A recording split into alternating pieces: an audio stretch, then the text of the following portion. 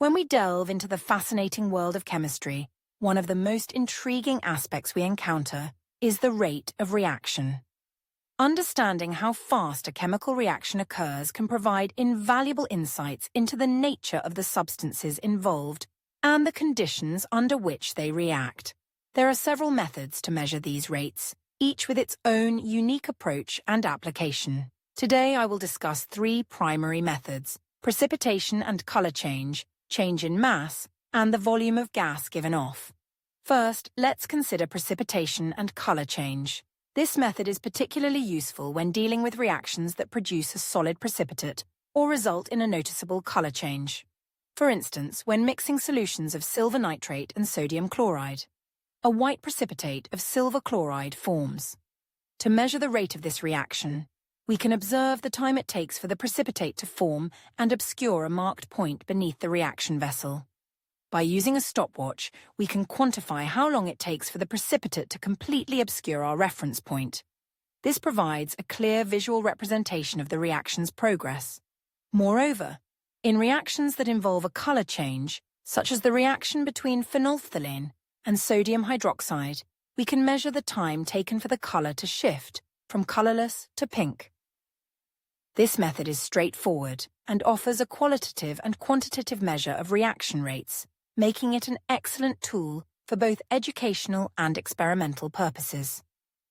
Next, we turn to the change in mass method. This technique is often employed in reactions that produce gases. By measuring the mass of the reactants before the reaction begins and monitoring the mass loss as the reaction proceeds, we can determine the rate at which gas is being produced. For example, consider the reaction between hydrochloric acid and calcium carbonate, which produces carbon dioxide gas. By placing the reactants in a closed system equipped with a balance, we can continuously measure the mass over time. As the reaction occurs and carbon dioxide is released, the mass of the system decreases. By recording the mass at regular intervals, we can plot a graph of mass against time, allowing us to calculate the rate of reaction. This method is particularly effective because it provides precise quantitative data and can be applied to a variety of reactions where gas evolution is involved. Finally, we have the volume of gas given off,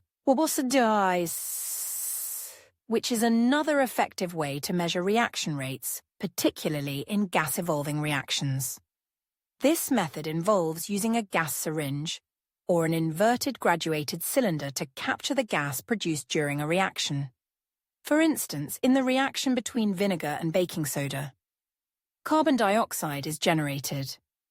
By setting up the apparatus to collect the gas, we can measure the volume of gas produced at regular intervals.